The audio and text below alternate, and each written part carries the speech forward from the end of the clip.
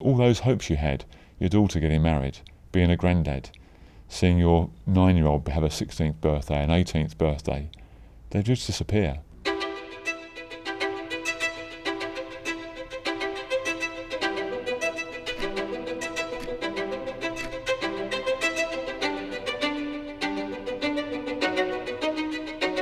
When I first went to the doctor, I really had no idea what the problem was. He gave me a blood test, which is called a PSA test, and every man has this stuff called PSA, and they would score normally between 1 and 3. My father had prostate cancer, it was curable. His highest score at his peak was 12. When I came back for the results of my prostate test, my score was 342. Prostate cancer as a cancer doesn't really have many side effects at first. It's something inside you. Your prostate is something that's only really used for sex. And what happens is you don't die of prostate cancer of the prostate, you die because it jumps. So in my case, it's jumped to my chest. And once it jumps to another part of your body, that's the bit that kills you. It goes to your spine, it goes to your brain, it goes to your lungs. And that's why it's such a terrible killer, because people don't realise they've got it. Then I embarked on a series of scans and biopsies and other tests, and that took about 2 months before the fateful day when I sat in front of a urologist at a hospital, and they looked at me and said, "I'm sorry, but you might probably only live for 2 years." He said, "Don't think 10, if you're lucky you might live 3 to 4. The first thing that my wife and I did was burst into tears, and it was something I never absolutely expected at all. And telling your father that statistically I'll probably be dead before him is not a great thing, because one of the deals when you're a dad is that you die before your kids. So my dad was about 83 at the time, and to sit and tell him where I was going wasn't a fantastic experience for either of us. So having then told him and my brother, then I had the really tough gig, and that was telling my kids. At the time my kids were 9, 14 and 16. And that on the Sunday following my horrible reveal, it was a Remembrance Sunday, and my youngest is in the Scouts, so he did the usual bit of church parade, and then we got home and I sat down and told them. And my 16-year-old there, basically everyone just burst into tears. And then I made a point and I said, well, actually, let's go and play football now. And I wanted to say to them that even though my life was possibly going to be cut very short, right at that moment in time I was still dad, I was still able to do things, and we shouldn't get sad today and waste today because of what might happen tomorrow. And then when I got home that night and went to bed, you start to realise that you can't dream. We all dream. Ever since you can remember, you dream. All those hopes you had, your daughter getting married, being a granddad, seeing your 9-year-old have a 16th birthday, an 18th birthday, they just disappear. All the fun that you had helping them move into their first house, it's just gone. So all those dreams, all those hopes, the things that life is about, as far as I was concerned, have disappeared. And I probably spent about 2 days just thinking, poor Kev, what I won't have. And then I spent about a month, 2 months, thinking actually woe is Kev, but actually woe is my family. My wife didn't marry me so that she could be on her own. I started thinking of all the things that I do, without being sexist, man's jobs. I change the light bulbs and sort out a leaking pipe and get the car serviced and cut the grass. All those things you'd have to do. When there's noise downstairs at night, I'll be the one that goes downstairs and see what's going on. Now she's got to do that.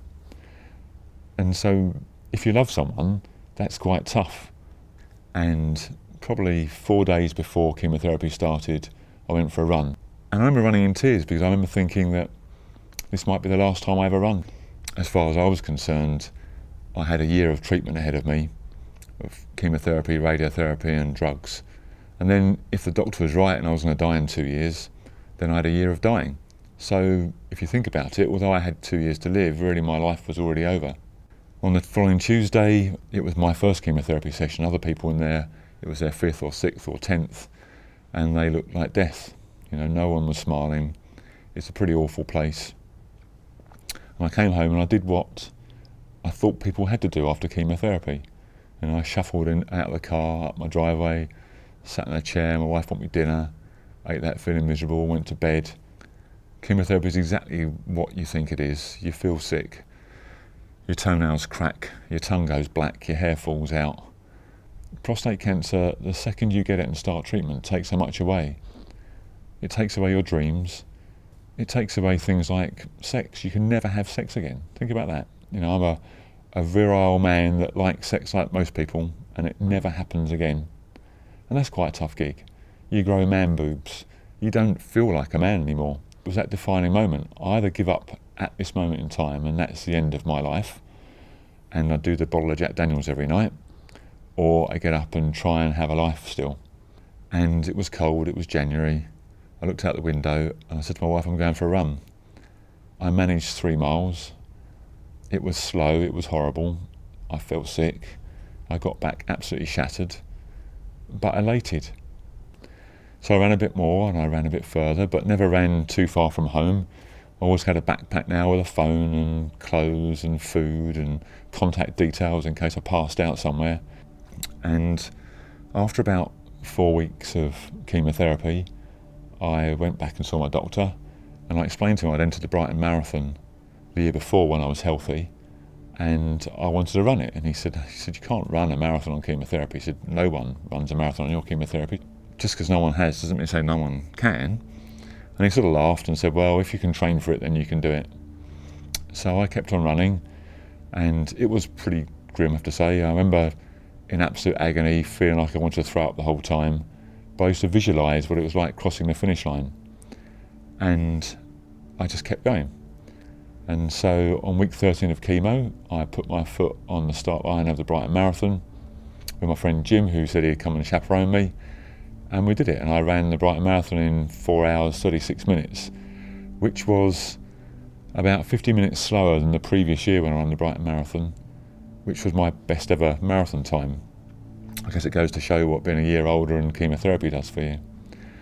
And then that was on a Sunday, and on the Monday, a lady I know said, look, I can get you a dodgy place in London Marathon. Do you want to do it? I said, absolutely. So 2 weeks later, I ran the London Marathon in 4 hours 26, so 12 minutes faster than I had 2 weeks before. Then I saw my doctor on the Tuesday, and he said, well, did you do the Brighton Marathon then? I said, well, actually, and I showed him both medals, and he kind of fell off his chair. I said to him, no, actually, I'm going to do something else. I said, what's that? I said, there's this race called the Marathon des Sables. He said, Marathon des Sables, what's that? I said, well, in real simple terms, it's a marathon Sunday, a marathon Monday, a marathon Tuesday, double marathon Wednesday, marathon Friday and a half marathon Saturday, in the Sahara, carrying everything on your back, going over sand dunes that are 200 feet high. You're on your own, you carry everything apart from water for the week. Some people say it's the toughest race on the planet. And he looked at me and I remember he said, why would anyone want to do that, let alone someone in your situation? And I looked at him and I said, well, but I want to do it. And he said, I'll tell you what, if you can train for it, you can do it. It was a year away, and that's a long time, that's half my life. But I thought, I've got to have a go and do it. So I ran loads of races in England, very slow, plodding, had lots of problems with the drugs I was on, they failed, ended up in hospital again. Somehow I managed to get on the plane to go to Morocco to start the Marathon des Sables. I got to day 4, the long day. I was halfway through a double marathon. I was on my own on a salt flat. My shoulders were bleeding from the pack. I had massive blisters on my feet. I just didn't think I could go on. I was in tears. Then I remember the people that had sponsored me and supported me, the doctors, my friends, my family, a running coach. And I thought, if I give up now, all I'm proving is that when things get tough, you just give up. And so I kind of said, tough up, Kev, and just keep going. So I kept going and finished that day and then finished the rest of the week. I think I came like 560th out of 1,200 people. And I got into my house and my wife said to me, have you entered it next year then? I said, what do you mean? She said, well, it's given you a purpose to live. That whole year, every time something was going wrong in your life, you focused on that. It was all about, having chemotherapy wasn't about trying to live 2 years anymore. Having chemotherapy was about trying to get to the Marathon des Sables.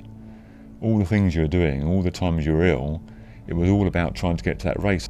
So I went back and I ran the 2017 Marathon des Sables. I then have run in Iceland, I ran in Cambodia, in Albania, in Jordan, cross desert. I went back in 2018 and ran the Marathon des Sables again. Went back in 2019 and ran the Marathon des Sables again. I think I'm the only person with any T4 cancer that's ever run that race 4 times. But for me, it became a battle. Every year I do that race means it's another year I'm alive. So April 2020 come, and the Marathon des Sables was called off. And I trained for it, and I was ready for it. And I thought, what do I do? Well, now I've raised money for Prostate Cancer UK ever since I was diagnosed. I've probably raised £250,000 for them so far. And I thought, right now, I bet they need my money more than ever. So I decided to run it in my back garden. And I set off and I copied the previous year's Marathon des Sables. So I ran a marathon on Sunday, a marathon on Monday, a marathon on Tuesday, a double marathon on Wednesday, a marathon on Friday and a half marathon on Saturday in my back garden. That's 3,600 laps of my garden. I raised £33,000 for charity in 2 weeks. It was an opportunity to put my message out there. A man dies every 45 minutes. You think of that, you watch half a football match, a man dies of prostate cancer. It's the biggest killer. There is no bigger cancer, full stop. A lot of awareness of prostate cancer is just realising that if you're in the high risk group, so if you're black, or if your dad's had it, or your brother's had it, or your uncle's had it, you are more likely to have it. So you need to just go to the doctor and have a check and force the doctor to do it, because doctors don't always like giving you a test. If you've got a partner and you're in bed with her and she's seeing you get up in the night going for a wee, she's the one that sometimes needs to go, oi, go to the doctor, because if she wants you to keep living, it's her job as much as yours to make sure you keep going. When I was first diagnosed, I was walking to work and I walked across Trafalgar Square where they have lots of pavement artists, and it was early in the morning and there was yesterday's pavement artist stuff in chalk, and there was a saying and it said, you only have 2 lives and the second one starts when you realise you only have one. And I walked past it and stopped and had to go back and read it again. And that was it. That's when I realised that we only have one life. So running every day is one of those things that keeps me going. And when I have those sad thoughts, I straight away think about where I'm going to run tomorrow. Death doesn't really bother me. In fact, I'm honoured. I've lived 3.5 years longer than I should. So I'm very lucky. I'm in overtime, bonus time, and why would you be upset when you have a bonus? So if someone told me tomorrow it was all over, of course I'd be sad about it, but I wouldn't really be upset. I can't be cross when I've had 3 years of amazing experiences.